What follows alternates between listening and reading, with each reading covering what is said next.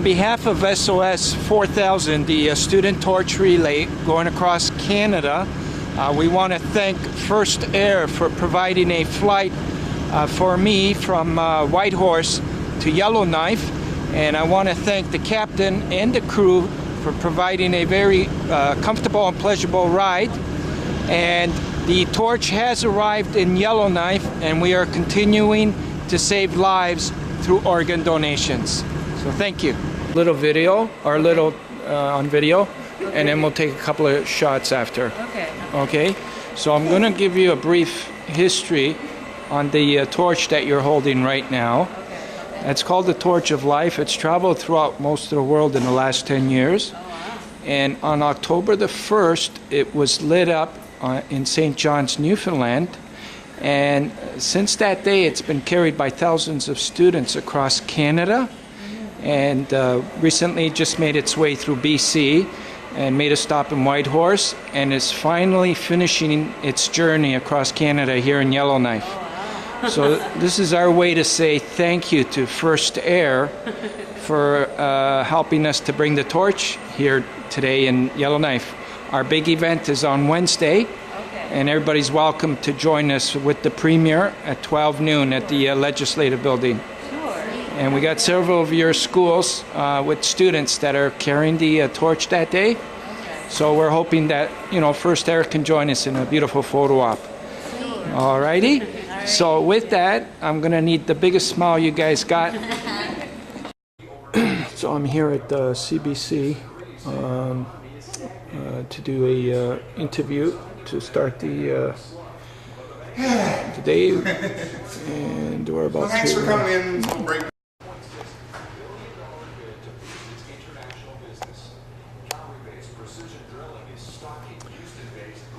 Okay, so anyways,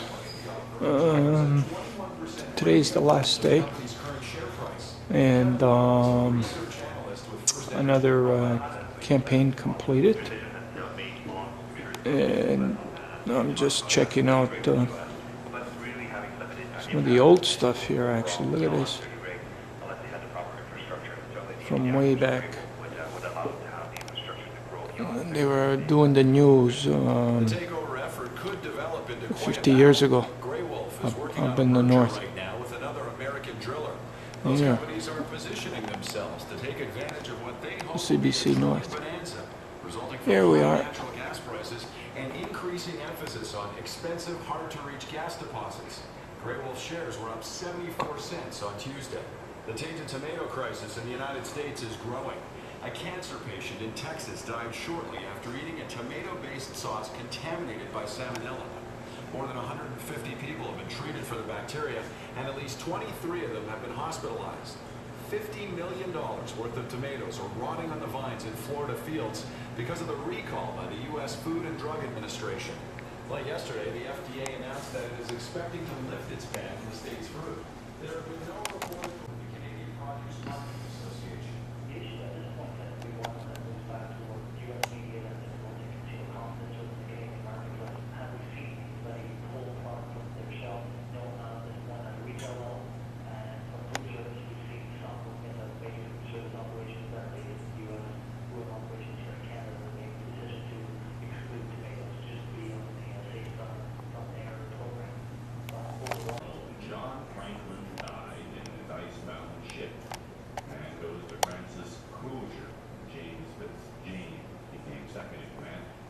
Others had already died, and the remainder were sick from eating tainted canned rations.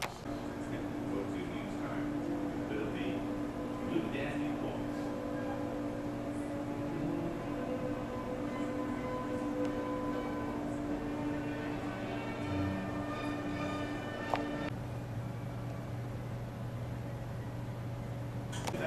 A Space Odyssey, Johann Strauss and Richard Strauss.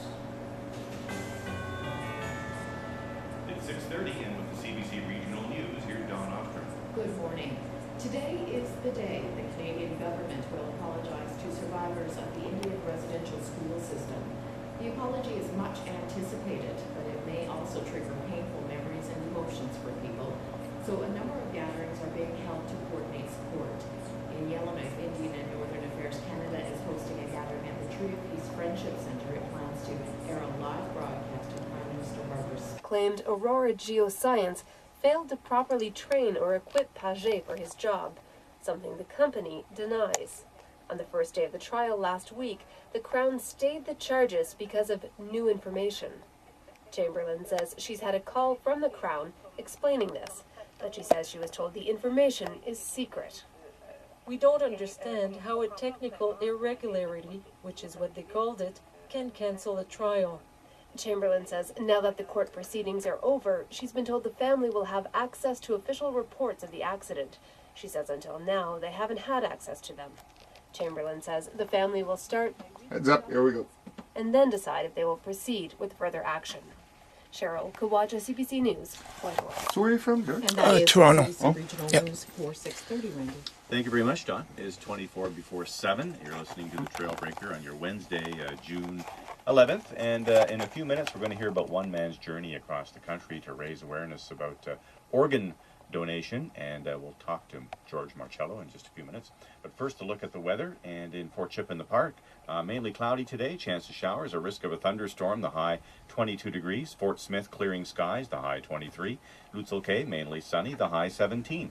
Fort Resolution, clearing skies, the high 20. Sunny in Hay River and Enterprise, the high 18. Fort Providence and Kikiza, sunny, the high 22. And in Fort Simpson and Jean Marie, sunny this morning, cloudy this afternoon, and a chance of a shower, and your high 23. Fort Liard, Nahanni Butte, Trout Lake, mainly cloudy, chance of showers, the high 21. Yellowknife, Wikwiti, Wati, Gamity, and Betchopon, sunny today, the high 19. In Wrigley, it'll be mainly sunny, a risk of a thunderstorm, and a high of 21.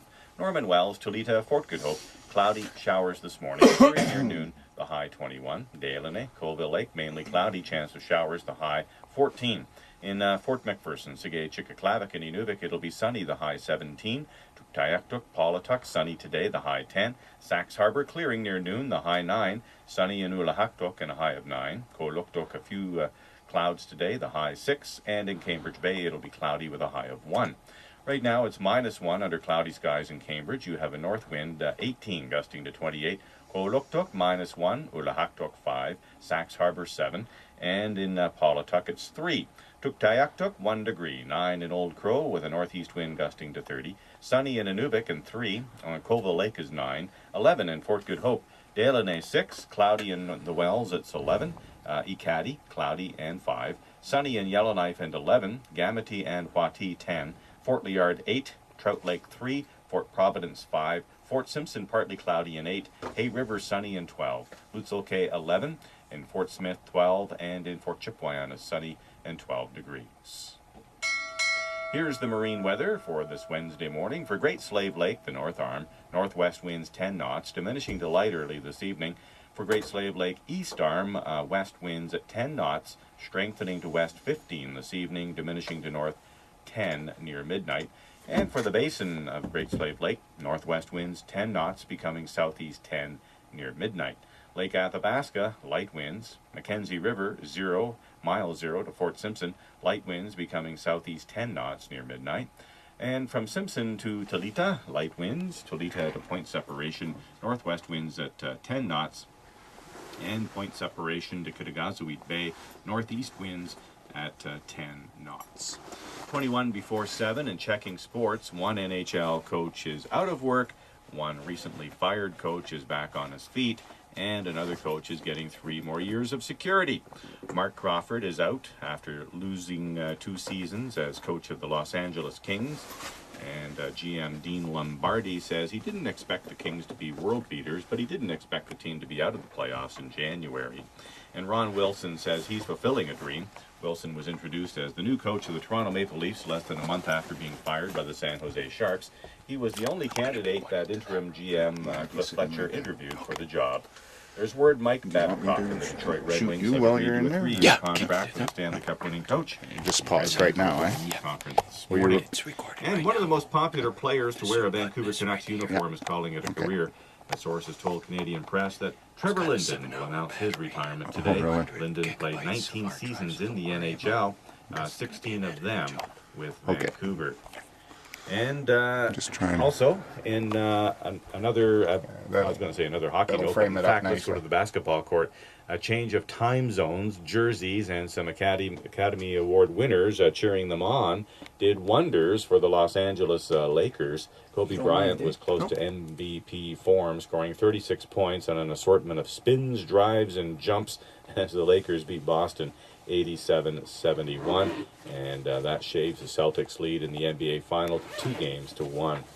Blue Jays outfielder Brad Wilkerson says it feels good to come out and perform well against the team that just cut you.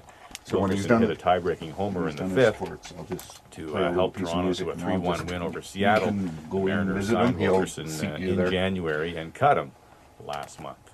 And that's sports. Okay, go on in.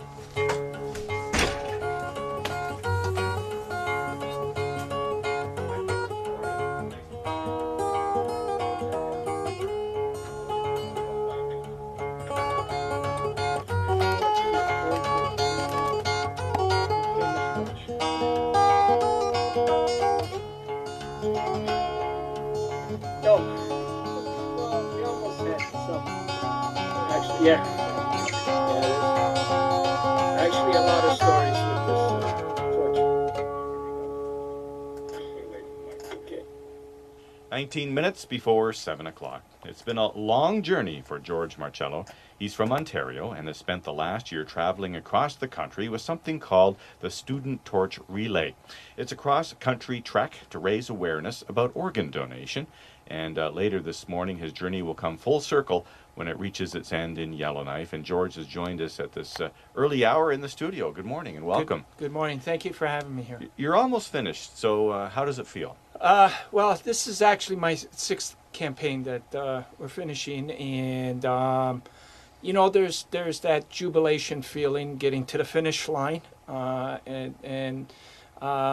this one was a real tough one for me, and you know, after I'm finished this, I'm actually faced with a lot of problems, which I have to tackle, which I'm not even thinking about today. Today I'm going to enjoy myself, but it's great getting to the finish line. When you say you're going to start something and you get to the finish, it's great. Tell us more about why you do this. Why is making people aware of organ donation so important to you?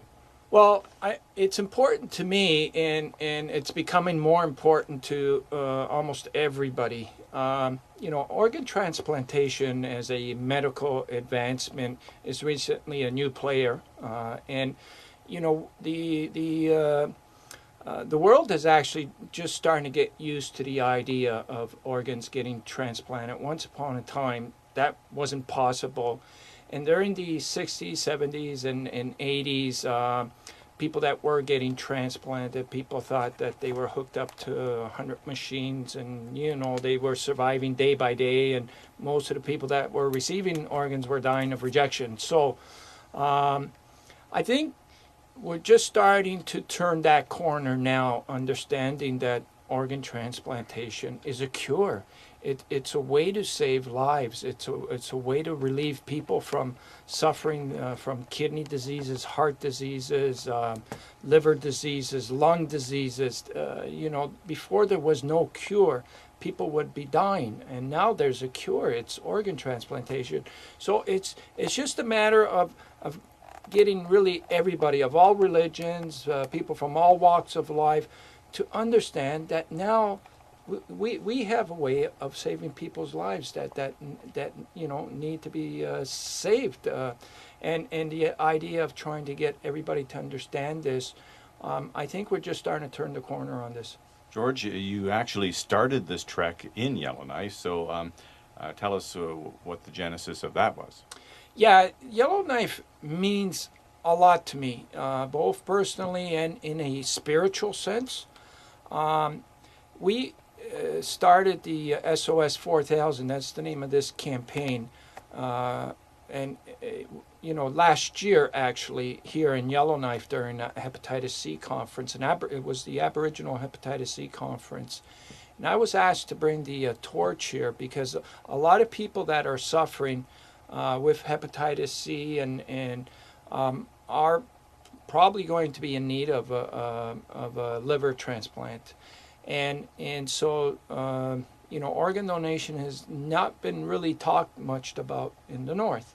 So they asked me to bring the torch here last year as a way to kind of introduce the idea of organ transplantation. And you have it with you this morning. And I have it with me this morning. And what else happened during this ceremony? Like, we lit it. It was very moving to have a lot of elders there and to have, you know, the music playing, and so what we said, well, the torch just got blessed in Yellowknife, and that's when we announced that we were going to do this cross-country relay with students involved. And so and it wasn't intentional for me to end in Yellowknife, it just happened that way, but I think it just makes sense that it's ending up in Yellowknife after, you know, it got kind of started in Yellowknife. So today, there's kind of a spiritual feeling for me knowing that I'm back here in Yellowknife and ending this year-long campaign here. So what will happen later today? Can you tell us? Yeah, absolutely. At 11 a.m., we're going to start at St. Pat's School, and Kathleen O'Brien has been chosen from that school to become the student champion. We'll carry the torch from St. Pat's, and we'll make our way to Sir John Franklin High School. And Derek has, oh geez, forgive me, Derek, I just can't remember his last name, Pulaski or Derek P. Sorry, Derek, has been chosen to be the Student Torch Champion for Sir John Franklin. So together, these kids are going to carry the torch to the legislative building. And at 12 noon, Deputy Premier Miltenberger will be there to receive the torch on behalf of the province. And that's where the final steps of a year-long journey of millions of steps across the country, that's where the final steps are going to end. And, you know, you know, as I mentioned, I'm hoping that in conjunction, there's an apology being done today, as everybody's hearing. I'm hoping that people that are suffering in this area can understand that there's hope, that, you know, transplants can help save people that are dying right now, that have no other way of surviving, and transplant's going to be the only option. We're hoping to give those people hope today.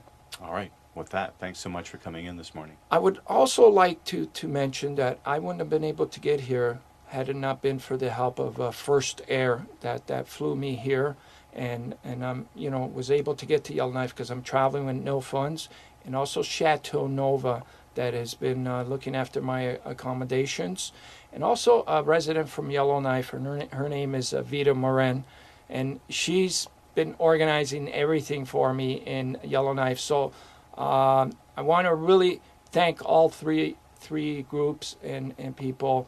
And thank you for bringing me to Yellowknife. Thanks again, George. Thank you. And that's George Marcello, and he's reached the last leg of a cross-Canada journey to raise awareness about organ donation. Thank you. Perfect. So move the car out. At the yeah, so it's at the front there that will meet you. Is that sort of where that little parking lot where that is? little parking lot right over there? Okay. Okay. Perfect. Thank you. Alrighty. Okay, so I can do. I can. Yeah, I'm used to this. Yes, if you don't mind. Or else maybe I can get Kathleen to film this, and then because I'm going to be filming you the rest of the way. So it's on record right now. Is it? Yeah, and there's the Zoom button. Okay. Yeah. Alrighty.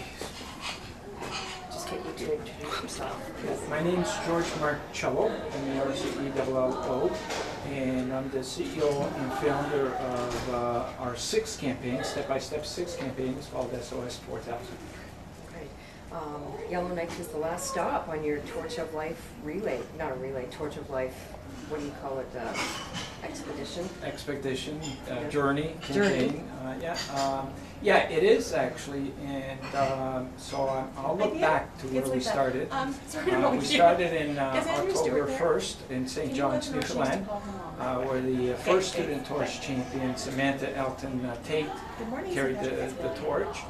And since that day, you know, we've gone through over 100 different communities, and students from these different communities have carried the torch, and we've gone through the Maritimes, Quebec, Ontario, through the prairies, BC, and recently we were in Whitehorse, and Yellowknife is our final stop. So it's been a bit of a long journey. How are you feeling at this point today? I have a mixed bag of emotions today. There's a part of me that feels very, well, the first emotion is tired, very tired. Yeah. But I also feel like a sense of accomplishment as well, because we were against a lot of odds in getting this completed. Financially, especially, basically all the wheels came off right at the beginning because we didn't get our budget met, and to have accomplished this has just taken nothing short of either insanity or determination, you know. So part of it is feeling that, you know, we've accomplished it. And the other part is, and I just want to, today I want to center on enjoying the day, you know, because afterwards there's just a lot of other disappointments that happened where people didn't, you know, said they were going to be part of it and did, and you know, but that's the way things work sometimes. Sometimes you can't count on everybody, and then when that happens, then you have to just do it, you know. So yeah. I guess I'm looking for what kind of support have you garnered along the way on this trip? We have garnered a lot of support. In each community, we've gotten over 1,000 media stories done. We've gotten support from mostly the municipalities where, you know, the mayor would show up. Our biggest supporters have been the schools, you know, where we worked with literally hundreds of schools across the country.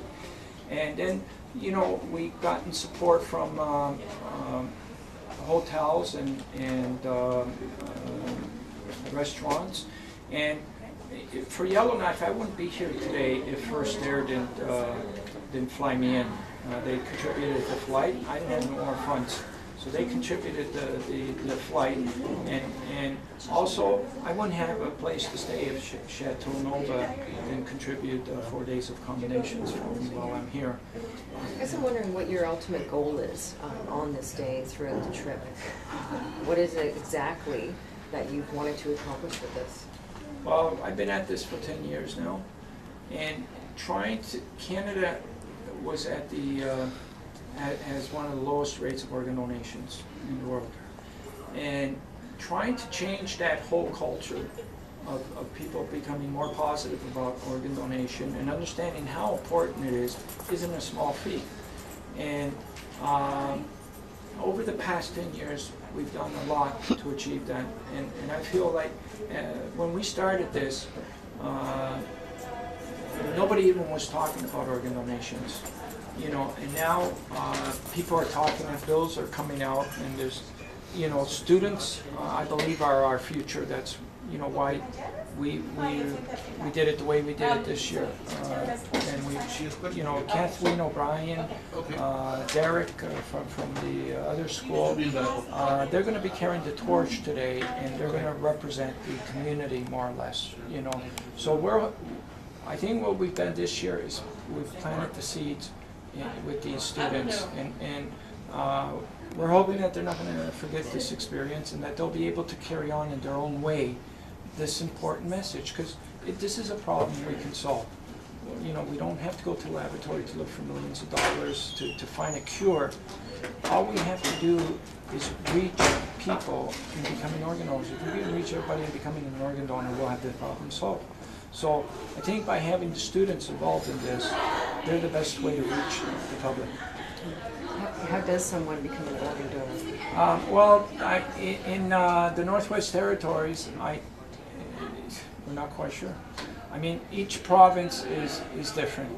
And this is what makes this whole thing so frustrating. Nobody in the province knows how to become an organ donor. And I found that in every province. They just, you know, they think, is this still on my license? Is it still, you know, the province doesn't make it known in a you know, a way that everybody's going to know. And so in the Northwest, last thing I heard was that it should be on your driver's license where you can indicate it. That's what I thought as well, but also I've seen some commercials saying, let your loved ones know. And it's a little vague, I guess. Yeah, well, here's the whole thing. They've spent like $10 million on their commercial, you know, and still nobody knows, you know, like there could have been a better way to spend that $10 million. The most important thing is that if you do become an organ donor, it is important to share it with your family, because they're the ones that are going to be making the final decision. So while we're here going, you know, gone through some of the territories, everybody up north needs to know that that's the most important thing, is to share the wish with their family.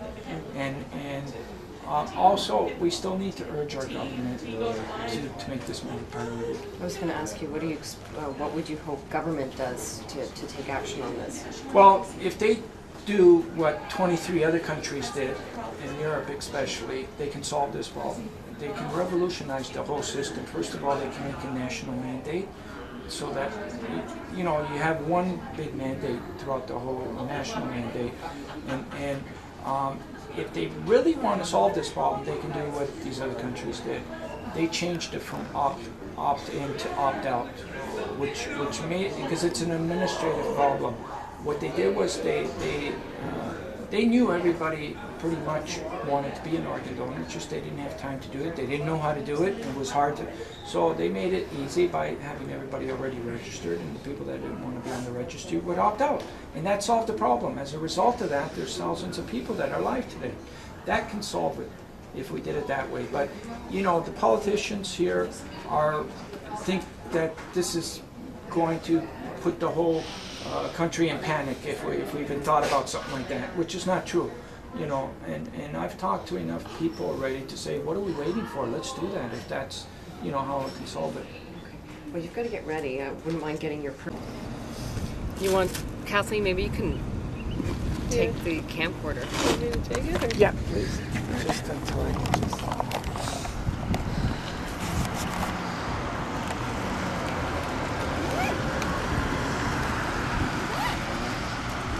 This thing under fire.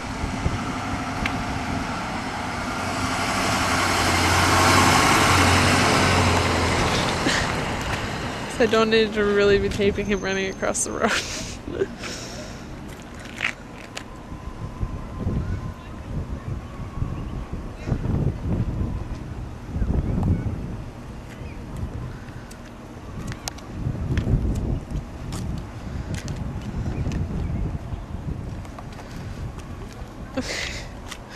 They confiscated the wicks at the airport because anything that smelled. Now, when I bring this back to Toronto, when I get in on the plane again, I gotta clean this out with vegetable oil because the scent, you know, otherwise it won't. The gas residue? Yeah. Or, yeah. Yeah. Oh, God. Okay, there you go, Kathleen. Torch of life. Thank you. And we're gonna do this slow, so you're gonna get behind the cars. Just 1 second. Oh my God, it's like blowing in the face. You'll get used to it. It's a little intimidating, but you'll get used to it. And I'll guide you along as well. Okay, I think we're good, officers. I might just run over to Sir John. Oh, okay, yeah, that's an idea. Go ahead, and then I'll. Okay, am I walking in front of them? Or? No, behind. Behind. Okay, we're ready. Oh, okay. Yeah. Oh my gosh. We are just walking, right? Yeah, just walking.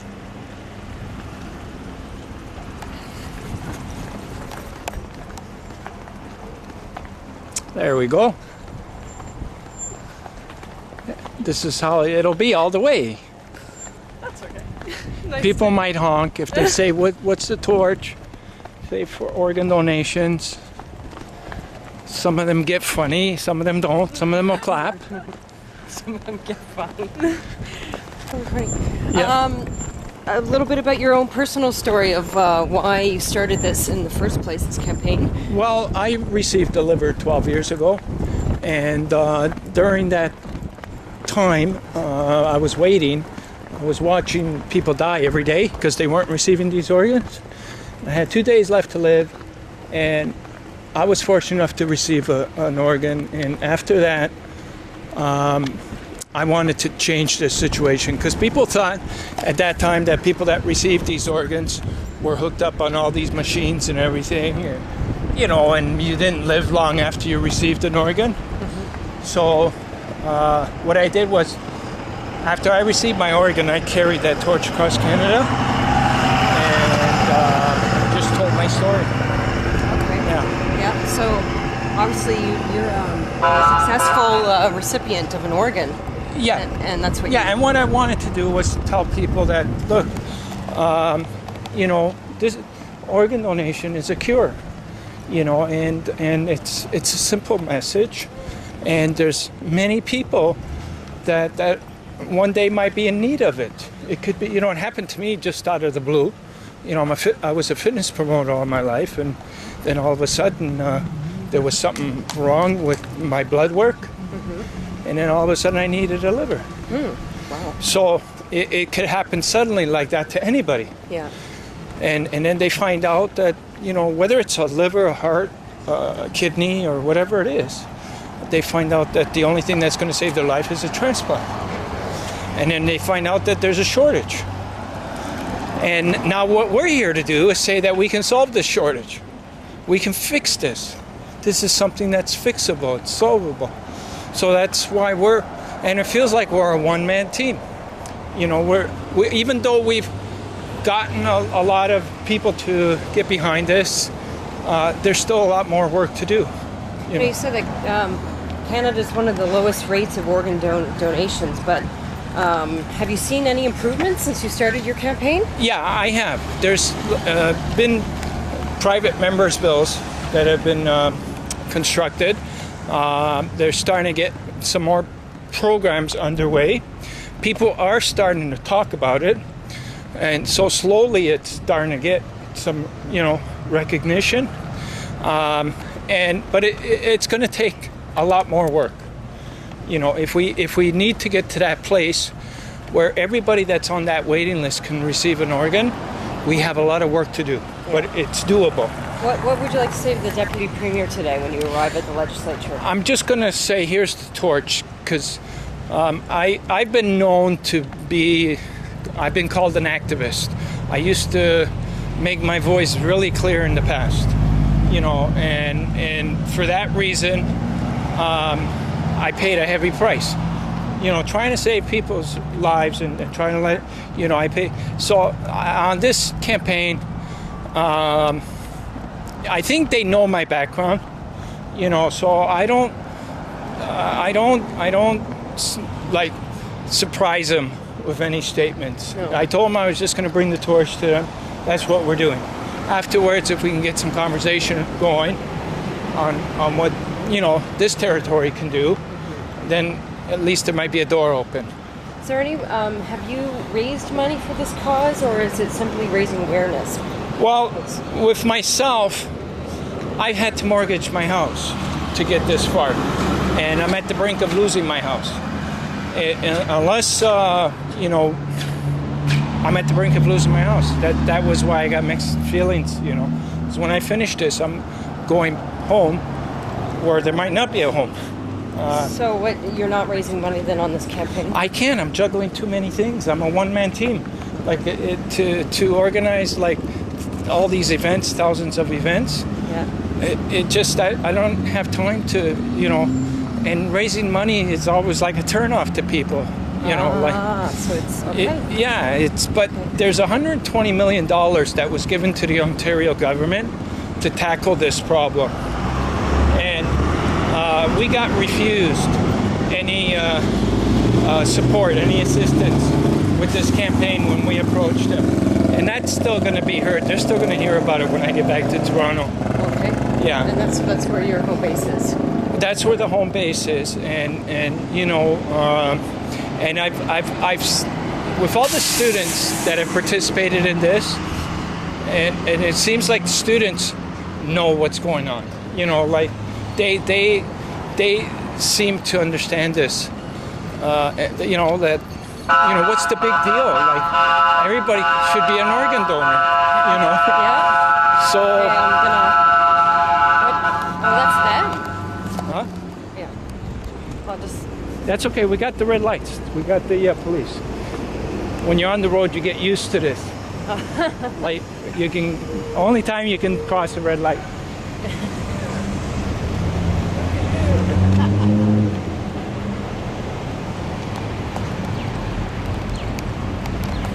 No beeps and hollers yet.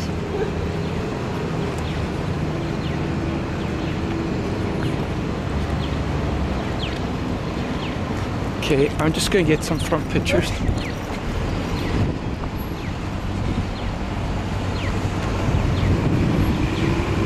Did you ever have to do an assignment like this? No, this is the first. Not exactly. No, Not exactly. Like this. Now, where are we going now? We're going this way? Yeah. Okay. Yeah.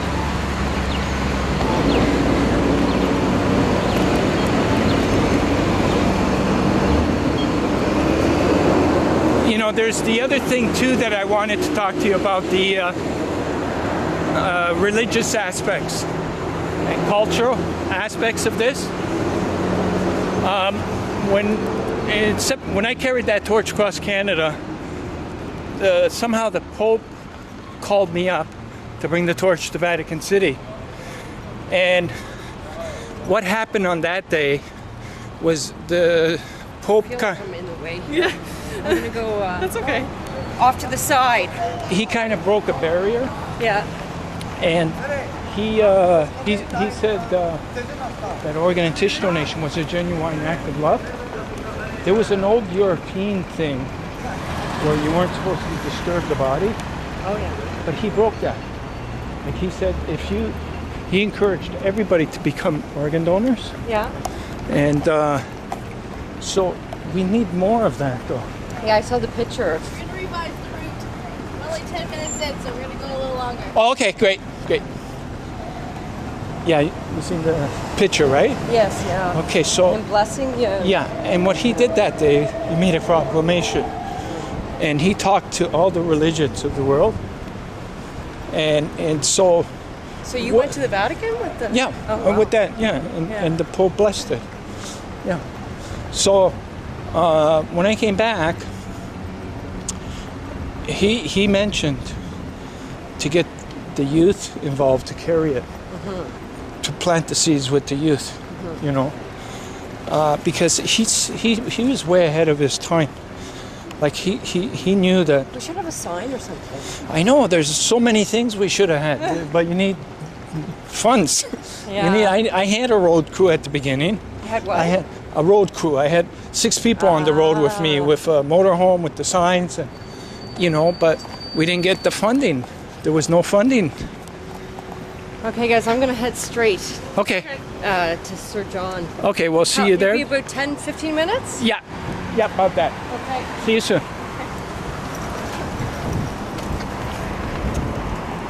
It's not too bad, is it? No. Okay, good. Just trying to keep it away from my face. Yeah. Yeah, you're doing a great job.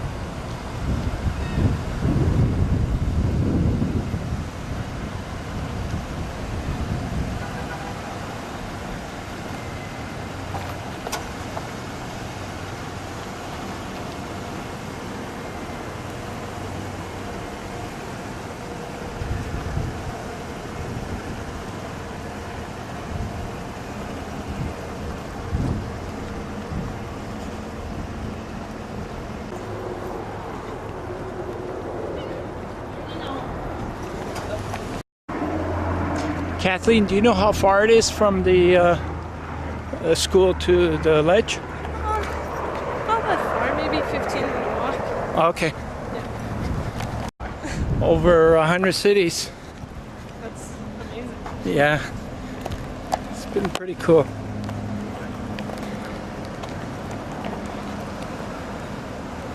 How did you pick what cities to go to?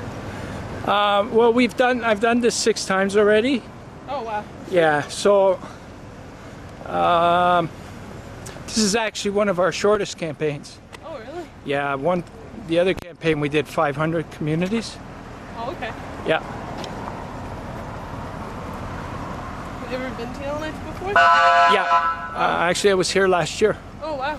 Yeah, this is where we kind of launched the campaign. So it's, you know, very, very fitting Yeah. that, you know, we're finishing up here. Yeah.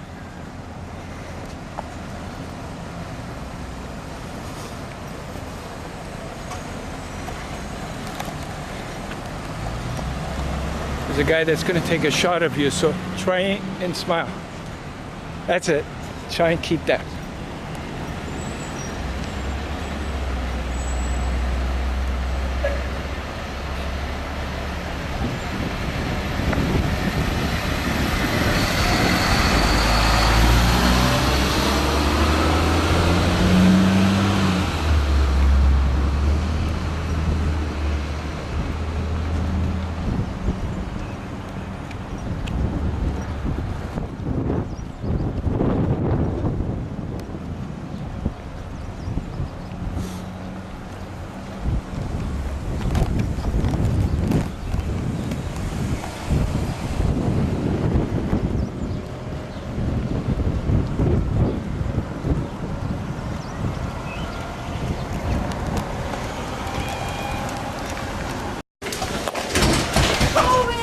Okay, now this is Kathleen. Kathleen, this is Derek. Kathleen's representing St. Patrick's, and Derek is representing Sir John Franklin. So what we're going to do now, Kathleen, is you're going to relay the torch to Derek, and this is what we've been doing right across Canada, from school to school, city to city. So if you can do that now, Kathleen. That's it. Okay, now hold that shot. Hold it. 1 second. Center. Okay. When that footpath behind D&D there, yeah. you guys can go across on the footpath to the ceremonial circle. Okay, so they're gonna follow you. I'm not going. I have a floor Okay. hockey game, but these guys are gonna go against the kids. So. Do you guys know where the footpath goes behind D&D? Yes. Yeah. So I'll just drive straight towards the visitor center. You guys take that footpath over to the ceremonial circle. Then I'll drive around to the museum, and then when it's time, you guys walk across where the flags are, over to the museum, meet back up with the car, Okay. and then I'll lead you over. Okay. Okay? And it's probably about a 7 or 8 minute walk from ceremonial circle over to the ledge. Give Okay. yourselves that much time at least. Okay. Perfect. That sounds like a great plan. Okay. Did you want to do any interviewing now, or when we get to that spot? What? Sorry, interview with whom? Anybody like Derek? No, I'm or good. You're good. I just talked to him. So. Okay. Okay. So we're good then. So you heard what we're doing? Yeah, I'm probably just gonna head back to the station. Okay. Though. Okay. So you got everything? Yeah, I got Okay. everything. Perfect. Okay. Great. Okay. We're all set. Okay. Hey, it's not bad. Okay guys, so because you're a little bit bigger of a group, we'll just make sure as I'm driving stay as close to the sidewalk side as you can. Just proceed. So you can't come down there? No. Okay. Okay. They'll be okay. Oh yeah. Oh yeah. Yeah, Derek's Okay. grade 12. Send off. Derek's grade 12. He's Send good. off committee. Did you want to do something like have them say, "Please donate your organs"? No, it's No? You're okay? I don't want to set anything up. So Okay. Okay. Whatever they feel like doing, they'll do. Okay. Thanks, George. Okay. Thanks. Okay, Derek, you're in charge. All right. Okay. Kat. Good job, Derek. Yes.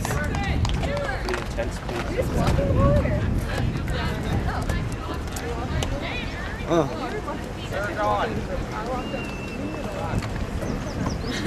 have to like go that long way and then come. Yeah, I came down the stairs and I went down from the middle. All the Franklin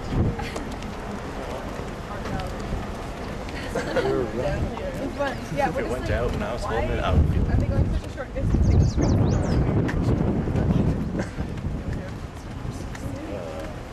Really?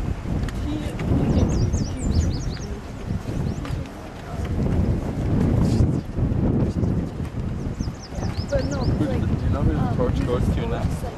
It finishes. Oh, it's done? Yeah, right. This is the last. You guys are doing the last final steps. Oh, wow. well, but she was sitting with me. But I don't really know them. I don't deal with them. Sure.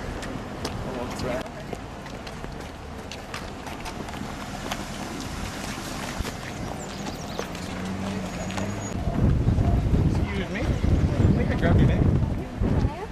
What's that? K-A-N. His cousin was like sleeping upstairs. K-L-E-N. B-E. And you're how old? 14. Sir John, obviously? Yep. Okay. I'm gonna have haircuts. Oh. Last. You got your names for that paper? Oh, Lacey Taylor B. L-A-C-E-Y. E-A-Y-O-R. Dash E-A-Y. You're how old? 60. 16. Yeah, I had to think about that. Kathleen O'Brien. Okay. K-E-T-H. L-E-E-N. Okay. And O''B-R-I-E-N. I'm 16 too. You're the lone St. Pat. Yes. Here. Repping the Shamrock. Yeah. Right on. Yes. Mr. Torchbearer, sir. Derek? And Derek. Can I grab your name, Derek? Derek. D-O-L. I was like, what? D-O-L.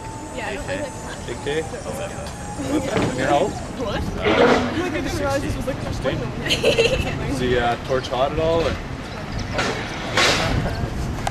Right on. And your name? Senator Affleck. Z-A-N-D-E-R. A-F-S. L-E-C-K. Okay, and you're how old? I'm 15. 15.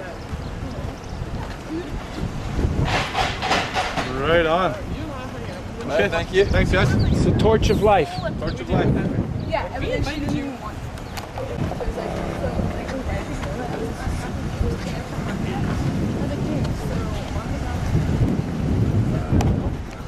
Your eyebrows. Next time.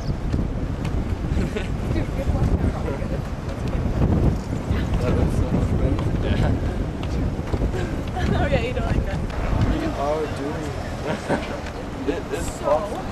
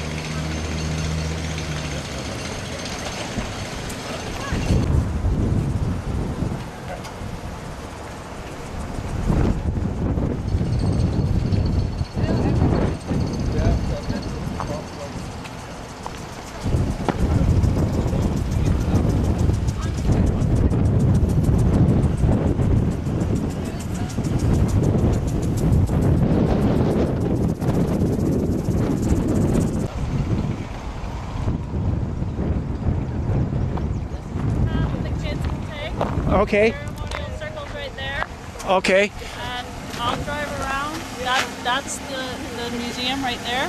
Right there? Yeah, I'll be Okay. parked on the other side of that museum. Yeah, there's a walkway that goes across. Yep. They can meet me there, and Okay. when we drive over to the ledge, which Okay. is a little further. So we'll meet you there then. Yeah. Okay, perfect. Thank you.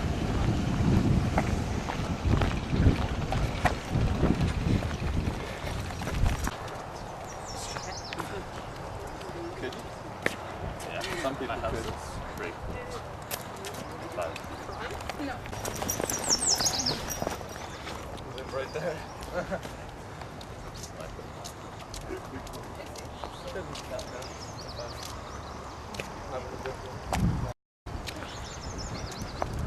So sunny.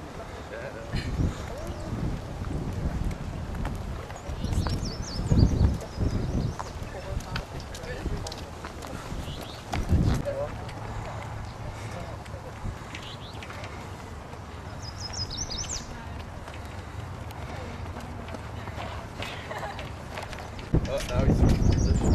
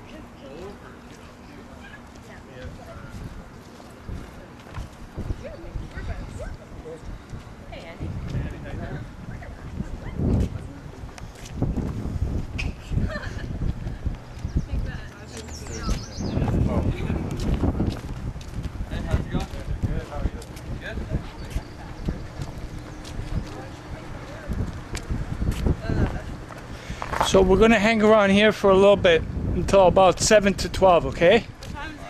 I was going to ask one of you guys. So how does it feel, Derek, carrying that torch? Pretty good. You got a few people that recognized you, eh? Yeah. Yeah, that's going to be quite a thing. You guys are going to carry the torch for the final steps. Yeah. After this has been carried like for the last 11 months, right across the country. Yeah. Do you know who the deputy premier is? The NWG. Yeah. No, he's the premier. Deputy premier is Michael Miltenberger. And when you guys, you and Kathleen will bring the torch together to him. And you will say, I'm from Sir John Franklin. And my name is, and then Kathleen, I'm from St. Pat's. My name is, and then you say, Your Honor, this torch is for you. And then pass him the torch. Alrighty?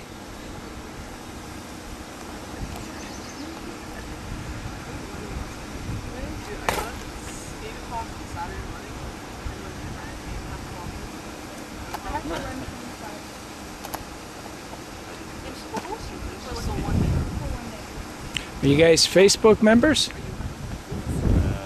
Yeah. Yeah? We got a Facebook group, all the students that are taking part in this. Almost all of them are joining it. And because that's where all this video is going to get downloaded and all the pictures. So if you join our group, then we're hoping that you can encourage everybody else to join the group, because we want to get students right across the country to join in. Yeah.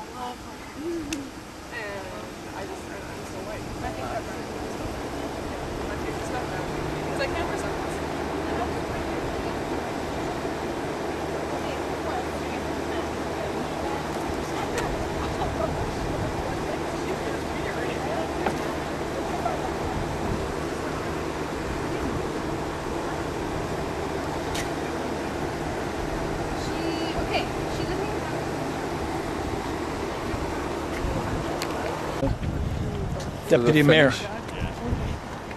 Or Deputy Premier.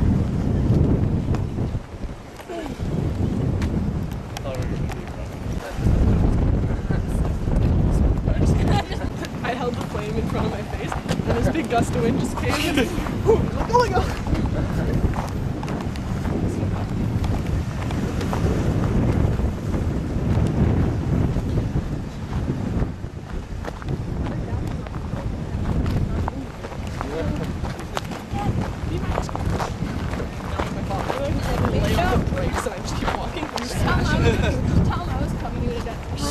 Reverse into you. Yeah. I did this once before. It was sad, but it was in the middle of a rain. No, it was in the middle of a blizzard. There's nobody on the street. This time there was like tons of cars. Is that Vida? How are you? Better late than never. Yeah, that's Wonderful right. to meet Yeah, you. you too. So we're just heading up there. Yeah. Okay.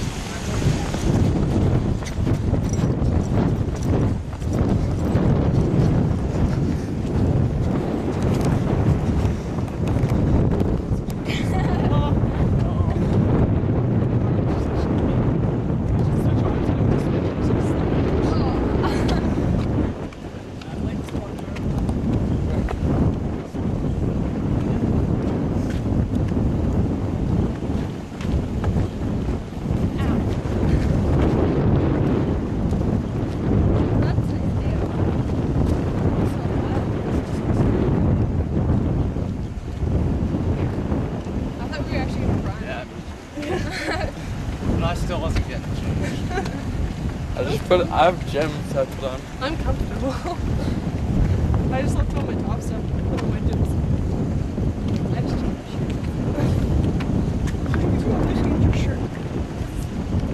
I didn't have my shorts. I usually go home after 13. Is it that building there at the ledge?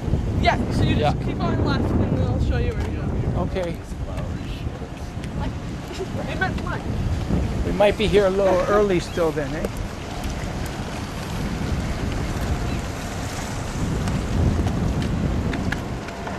Yes, hi. Hi, Greg. It's coming right down. Okay. Now they're going to hand it to him? Yeah, they're And going then, to. I'm going to make a brief little introduction about what he's receiving and that it's the final steps of the campaign, and then he can say a few words, and then after that we can do the photo op with him and the students, and then we'll get some of the rest of the people involved in the photo ops as well. There's And then others. what? And then that's it. Okay. So it shouldn't be more than 10 minutes in total. So he's going to come down here? Coming right down here. We'll do it here. Okay, we'll do it here then. Okay, I'm just going to pull off. Okay, and then join us after in the photo op. Okay. Okay. Okay, so Kathleen and Derek, you will both be holding the torch. I'm going to make a brief introduction about the torch before you give it to him.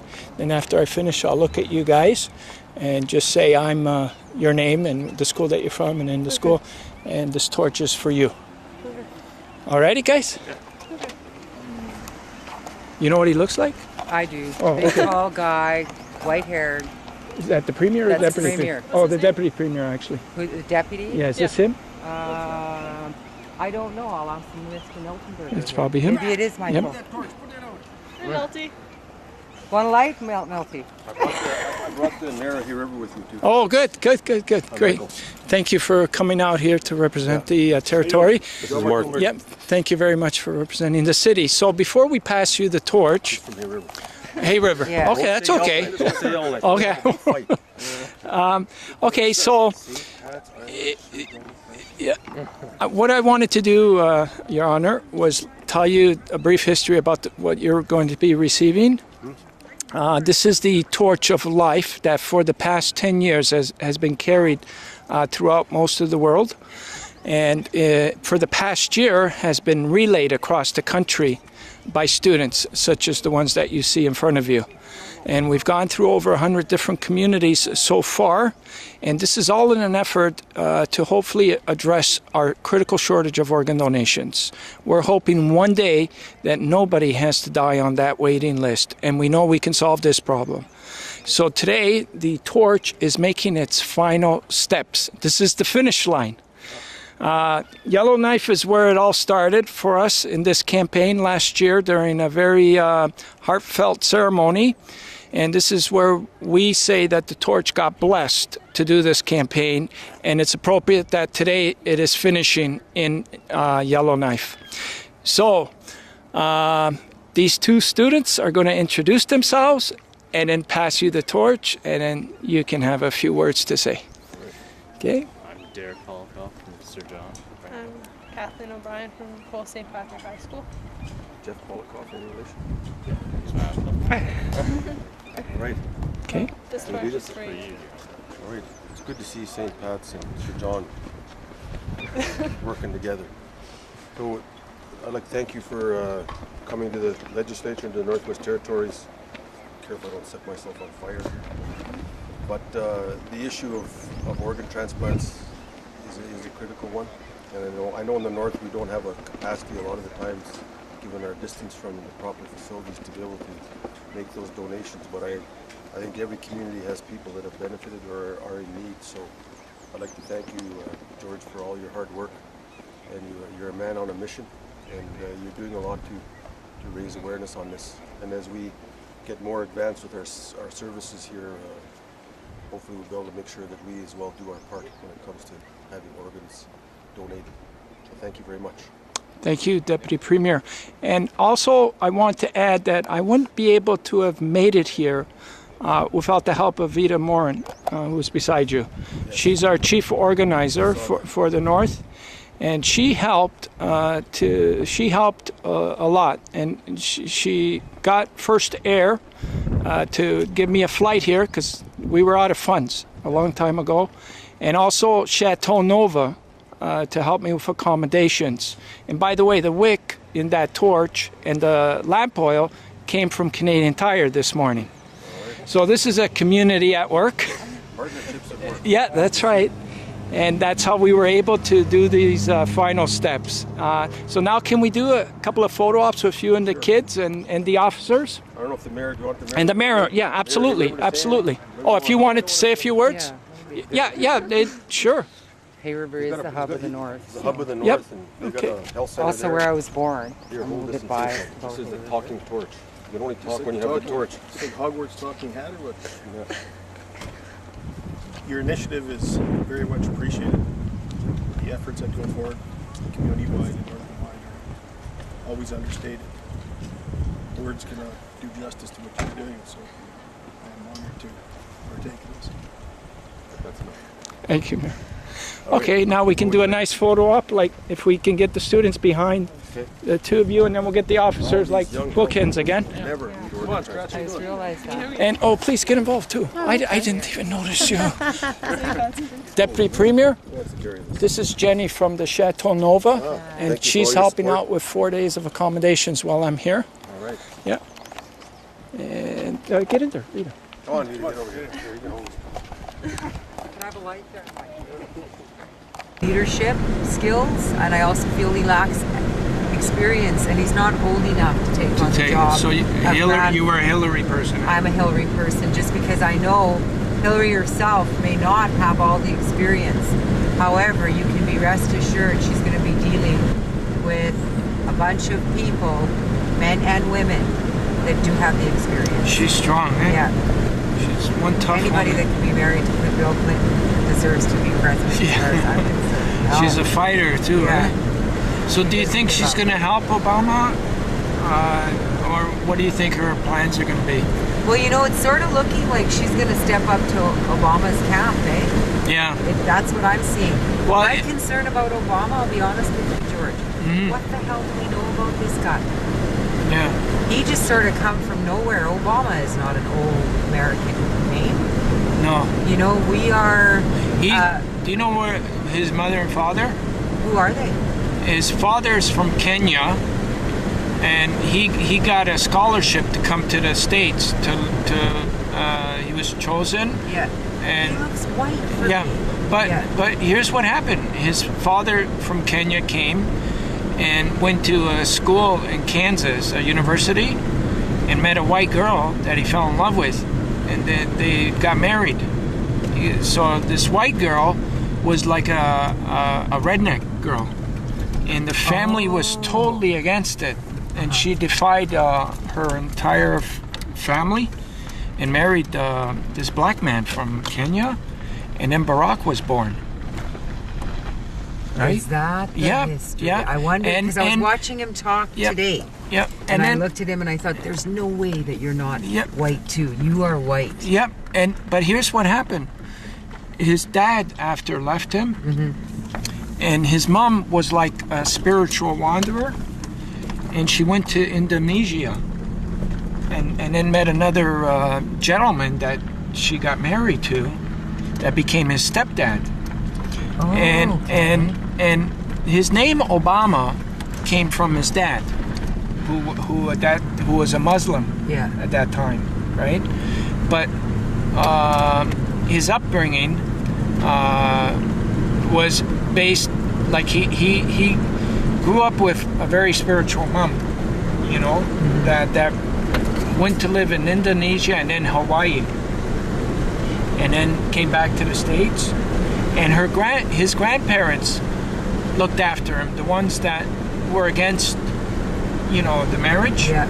But they ended up cherishing the baby, you know, like Obama, and they looked after him. So he got,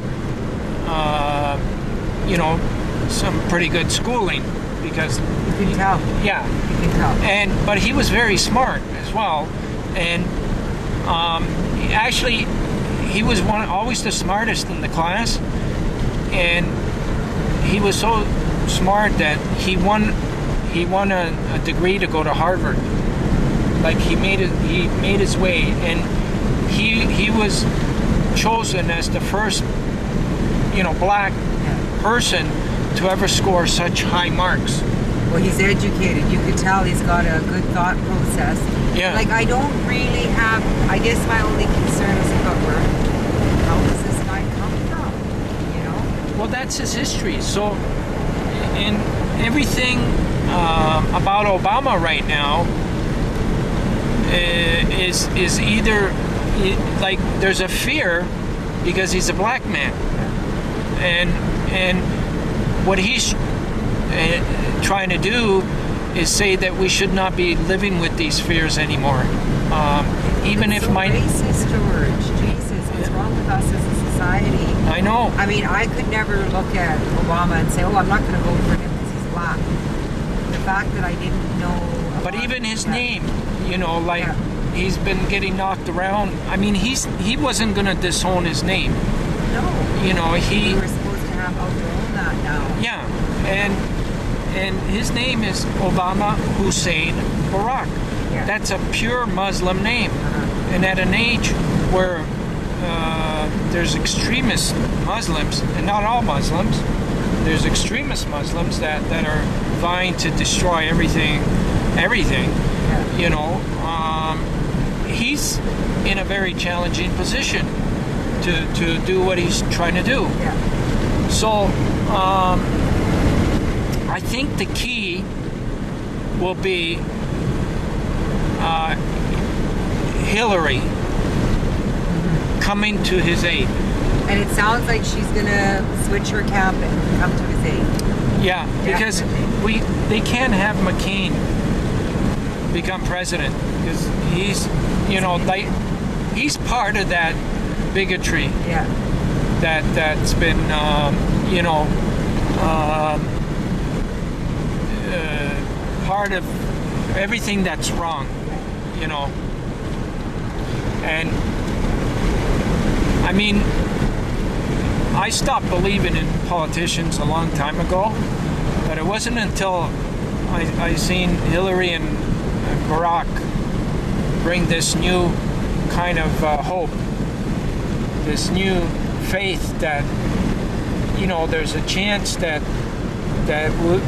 we can all one day live in harmony. You know, they're the best hope we got right now. Well, you too, know? and that's another thing I really speak out against is racism. Like, we gotta quit making statements like stop racism, and then in the same breath, you can't play with her because she's Muslim, she's Italian, she's this, she's that. Yeah. You know what? We're all humans. Yeah. And that's where it starts. And I think part of the reason why,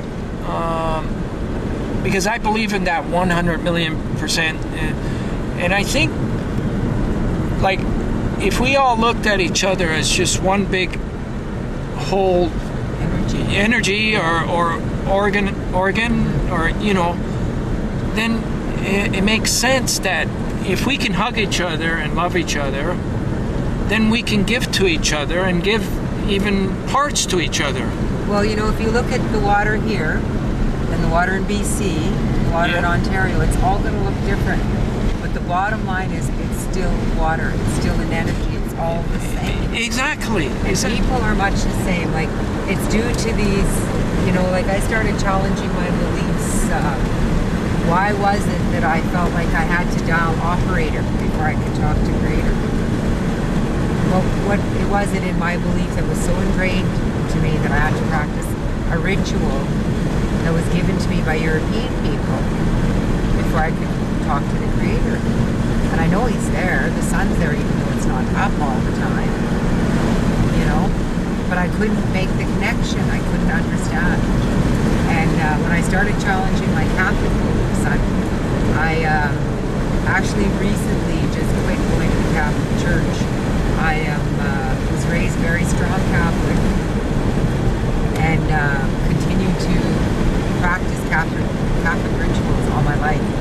And then just found myself not really content with that and not really having a clear understanding why I was doing that. Yeah. Just that I was doing it. And I thought, no, this isn't cool. Not anymore.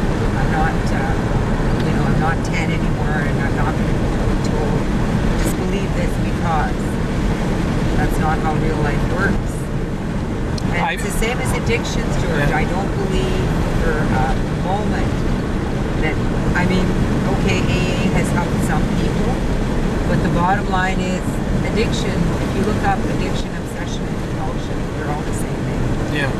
And some people trade one addiction, drinking and using, for a glorified coffee club, which is AA, going for coffee, staying stuck in that module, and then you call it recovery. Like, are you really in recovery if you're not living?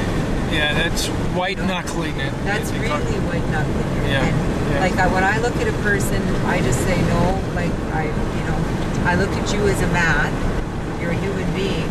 There's a small portion of addictions or obsession and compulsion, and it's a place that you go when you're unhappy to cover up your pain. Yeah. But you can live without it, so you're not really addicted. You have an obsession and compulsion with using those behavioral traits. Yeah. Because that's what's used. You've always used it and it's always worked. But now that it's not working, let's look at that. So would you agree recovery is an inside job? No, big time. Yeah. Majorly. We stay in recovery all our life. Yeah. Like I'm in recovery from really unhealthy lifestyle where I was choosing to control people, places, and things instead of myself. And when I had to look at that, there's no such thing as a victim either. I could easily say, I'm a victim of violence, but you know what? It's not true. I participated in violence. I allowed it. I communicated to other people at a violent level by shouting information, lying, distorting the truth, maybe not giving all the information. I used all that energy in a negative way to communicate. And I have to be able to admit that. And if I say I'm a victim, that makes me a victim of someone's, right? Yeah. So why would I say I'm a victim? It's just ludicrous. Yeah. So I'm nobody's victim. And that's, I have a firm belief that you can't heal one person in the family and say, hey, let's get little George off for treatment and the whole family will fall into place. That's bullshit. Yeah. Maybe little George has some issues that he has to get fixed. chances are the whole family needs to be in recovery. Yeah. And it's the whole family. Yeah. You know? Yeah. You can't fix the table leg and then expect the rest of the table not to be out of hours. Something is going to go amiss. So, have you traveled outside of BC? Yeah, I've traveled to various parts of Canada. All work related. I haven't traveled outside of Canada. This is the year that I'm going to start doing that. Okay. What are your? My niece wants to go to the Dominican Republic and Mexico in the fall months. Oh, or okay. November. Okay. So I said, well, now that I'm not married, and I said I'm kind of mapping out my career for the next 4 years, I'll definitely go with you.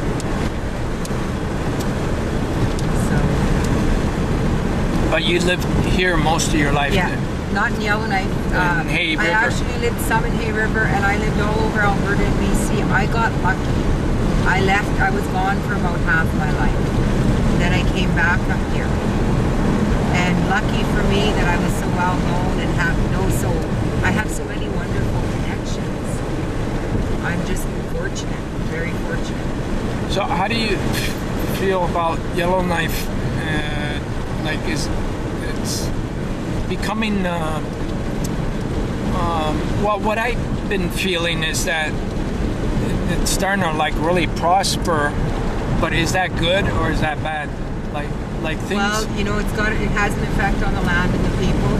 Like already, what I see is there are some things, George, that just aren't for sale. Right. And that is our land and our way of life.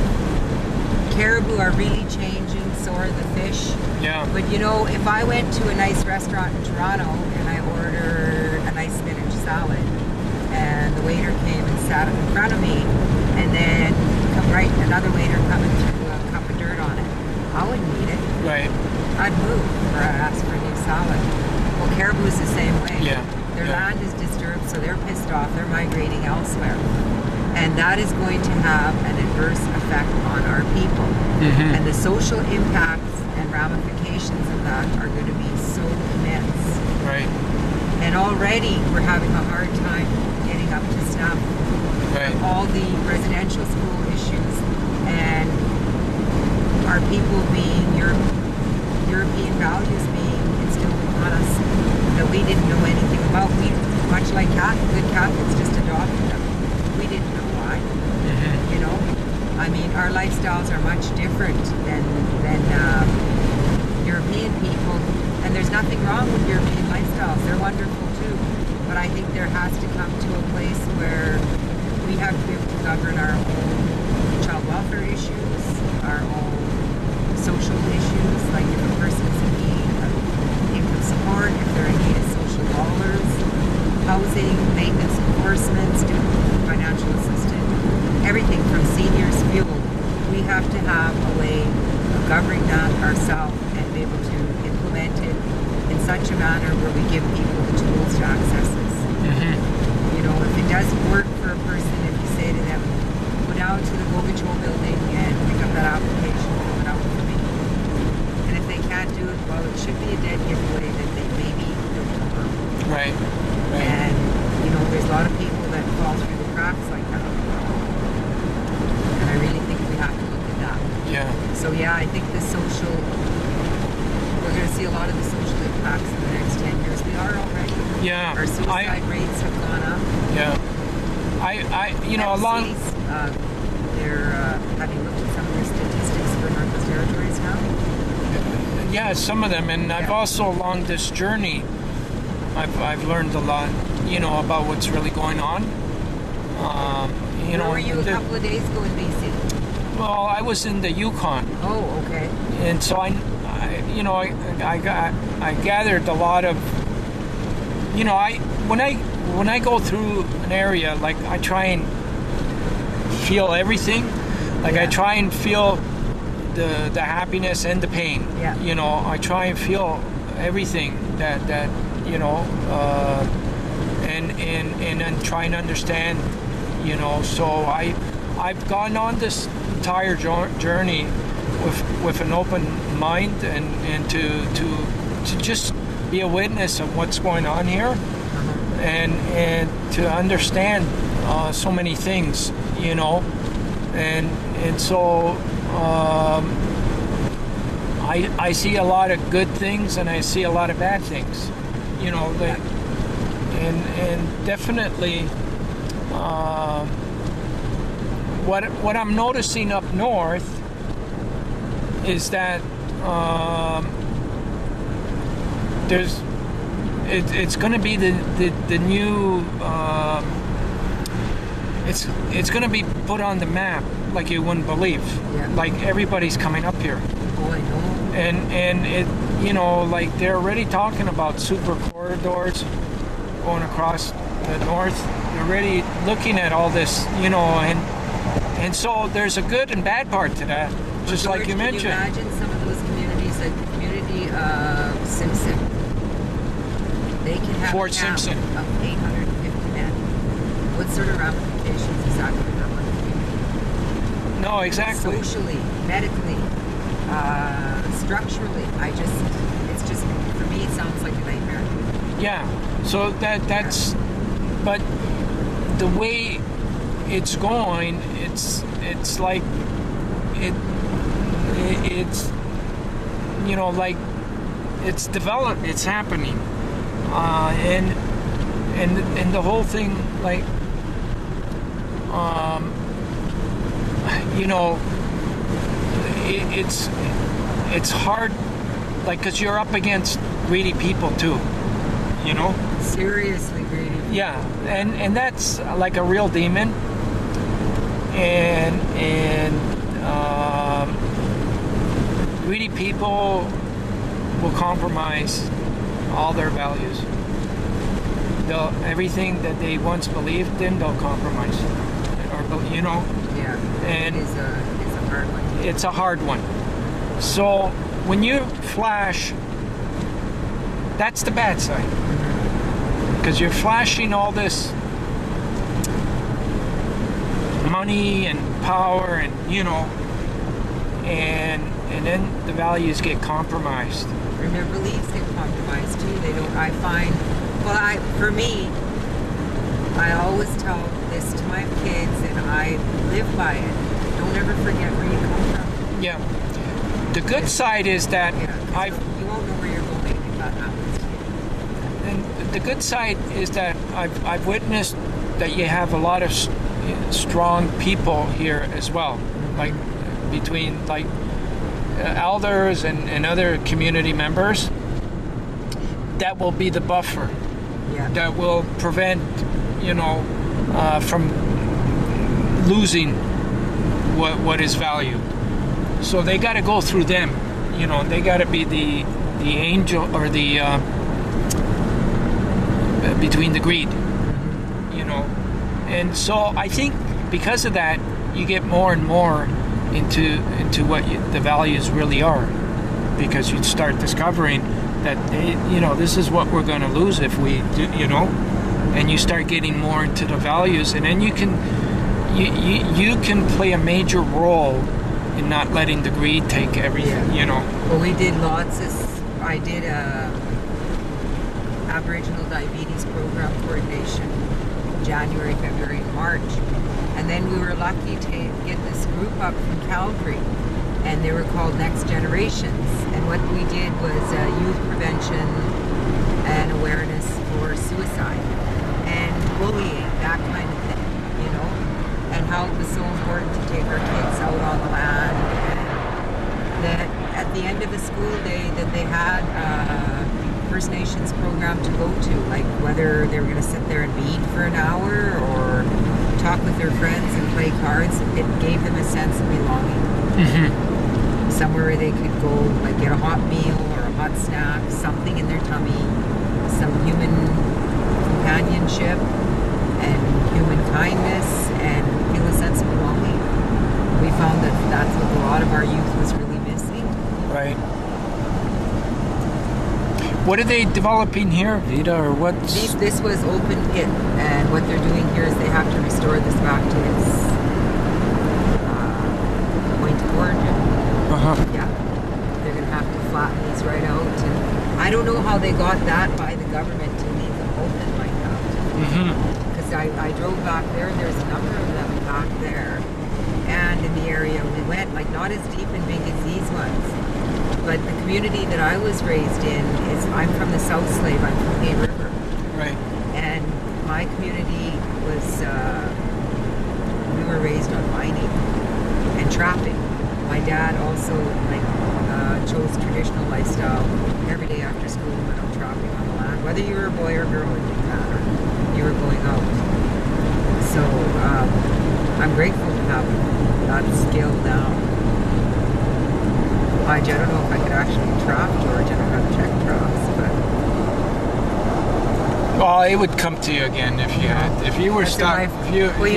That's what my friend Joe says. You talk about people moving up here. I met a guy here in February, and he actually did some mediation negotiation for me.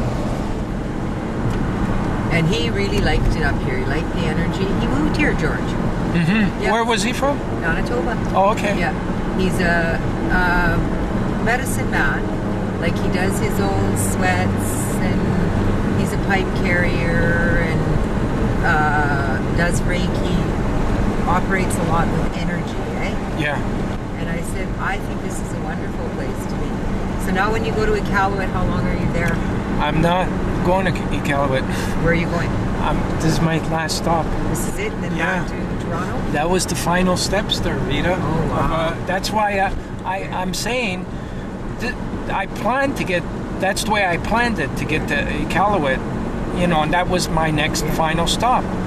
But the Creator had different thing in mind. So you know, now you go back. I tried everything I could to get to Iqaluit. And you know, for me to get this far, I did everything possibly to get this far. But this is my final. This is my final stop. I was supposed to end here. So how and when are you going back to Toronto? Friday, I got to get on the 7:15 plane, and then from Edmonton, make my way back. Guess what I have in Toronto, about 40 minutes from you? The most precious little granddaughter. She lives on the Six Nations Reserve. My son lived in Brantford for 10 years. Brantford? Really? Yes. He was just talking to me this morning, and he said, you know what, Amma? He said, thank you for letting me go to school down in the East. And I said, I was so scared, George. When he first told me, he said, Mom, I'm going to go study dance. And I said, what? I said, wait a minute, is this a dance your grandmother and I can go to? That was the first thing that flashed in my mind. He said, yes. He said, Amma, it's traditional dancing. And I thought, great, one of my kids is going to finally step up to the plate here. So he went off to the Woodland Cultural Institute there. He studied dance for 3 years, and he even danced in the Sky Dome for the opening for the Neville Brothers one night. In October, was it? A couple of years ago. And he's been all over the States, all over Canada, all over doing, like, teaching regalia, teaching men's fancy dancing, hoop dancing. Garrett's made quite a reputation for himself. So now he lives in the city. He moved to Brantford and he met a young Onondaga girl there. They got married. They had a little girl named Maya. In our language, it's Maya Kunoskisikwa, which means she has eyes like a wolf. Right.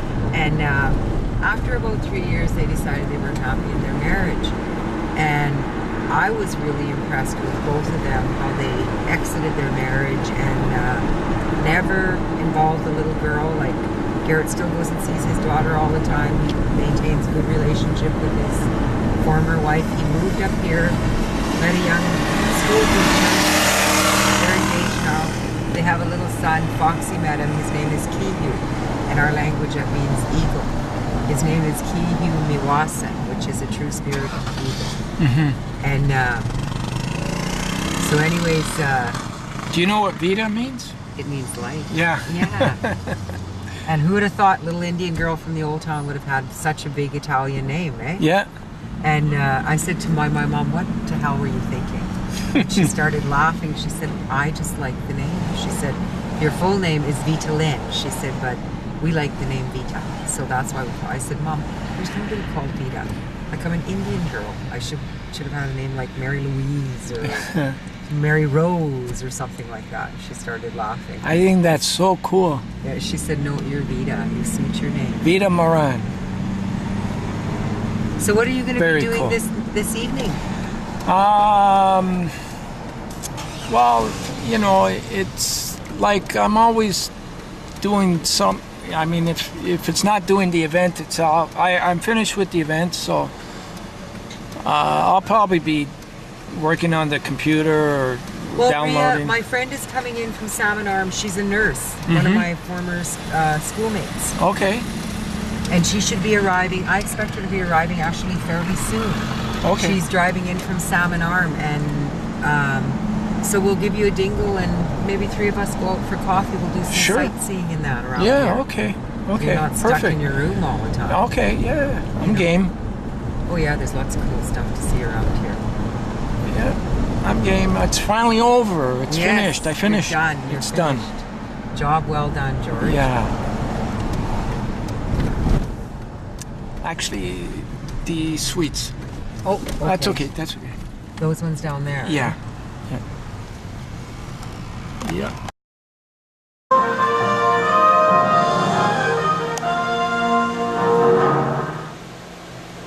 Unnukut väsnä sadiupunga. Tema panna tummio maana tuotanna tusiongata ambalo siellä hoju katammanganot amma sillä lulua katammanganot lukema makko.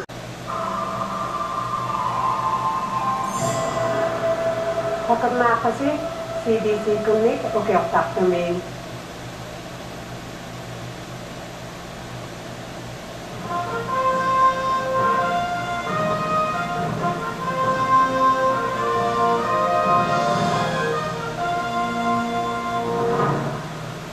Another apology to Aboriginal Canadians was made in the House of Commons today, but this one was embarrassing, not historic. Pierre Poilievre, the Conservative member for Nepean Carleton, has apologized for remarks he made about Aboriginal people. His comments came just hours before Prime Minister Harper apologized to Native peoples for the residential school system yesterday. The Liberals are calling for his resignation. Julie Van Dusen reports. Even critics described yesterday as glorious, a day of reconciliation.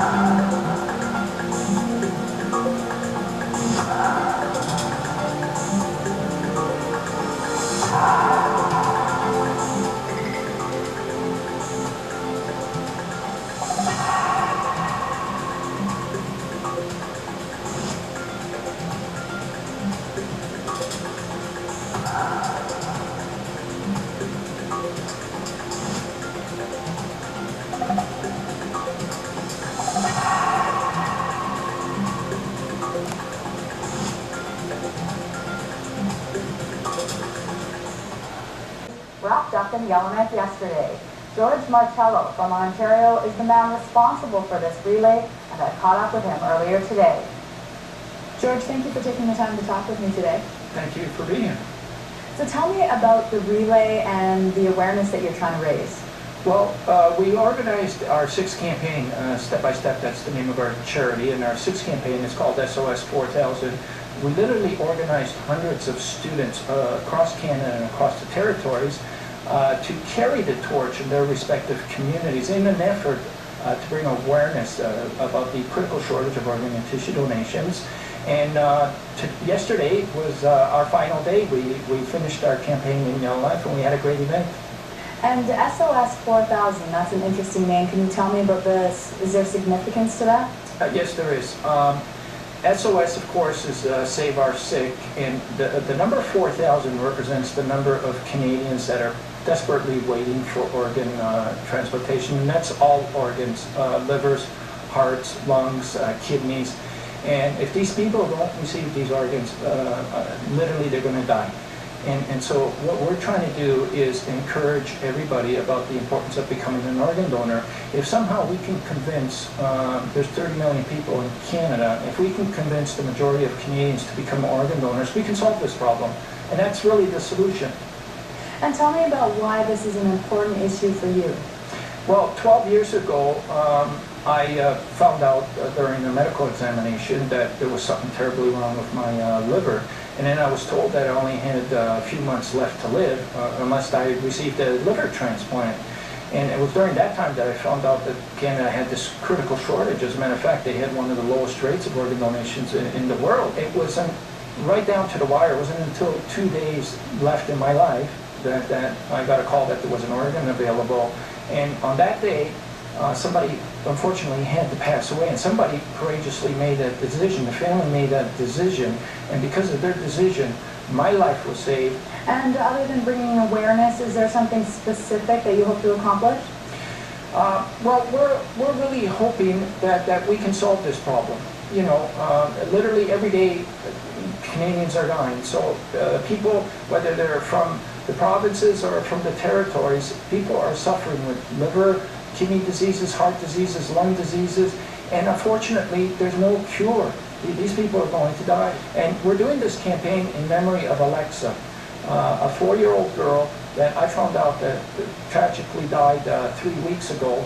And she was feeding horses, and while she was feeding horses, a car hit her. And you know, this is a parent's worst nightmare, to have something happen to their child. And the parents were courageous enough to still donate her organs.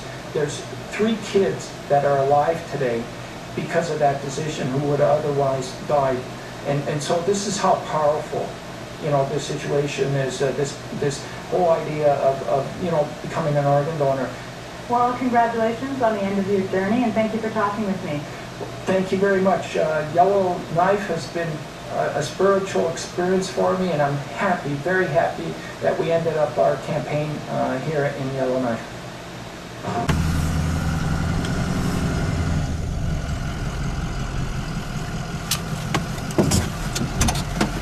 So we're here on 13th, and it's the final day, and I'm about to depart from Yellowknife, and we're at the Chateau Nova where I've been staying. I'm just getting a cup of coffee right now, and try and stay awake. It's 5:30 in the morning. 5:30 in the morning. Actually, it's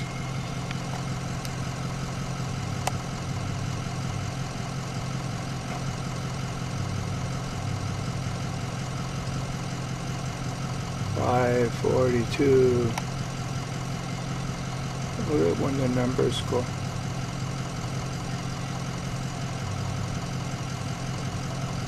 Right there.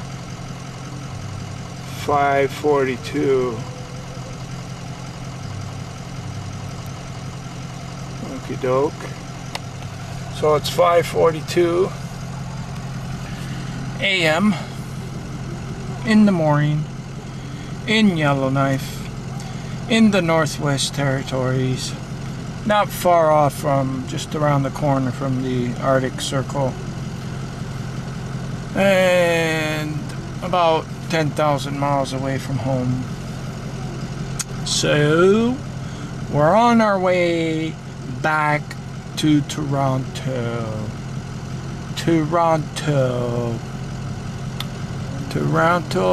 Let me see what's up there.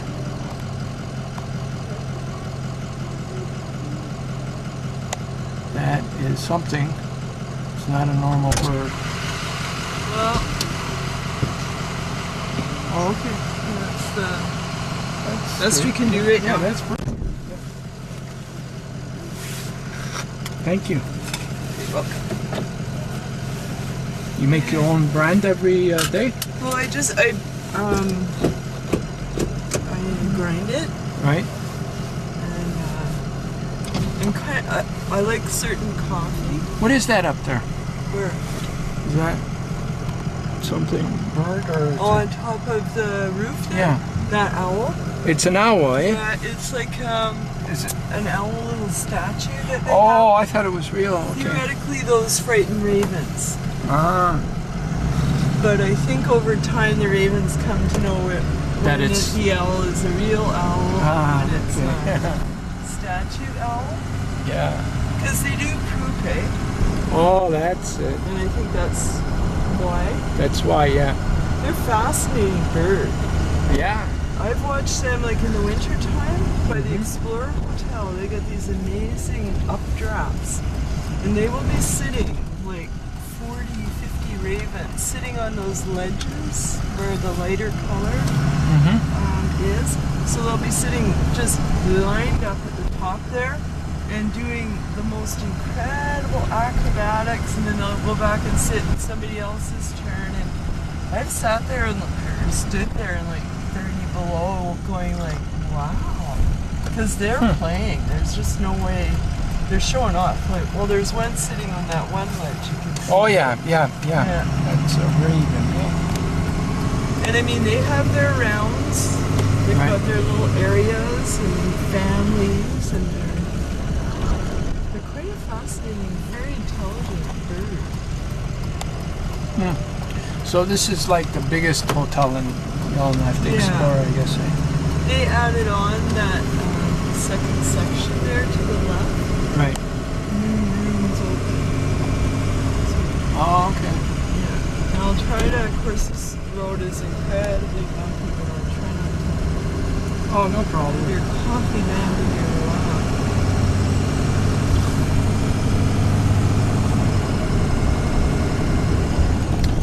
So, what's your name again? Linda. Linda. Hi. Hi. You're George, right? Yeah. Hi. Yeah. When I arrived in Yellowknife, Linda was there to pick me up from the airport.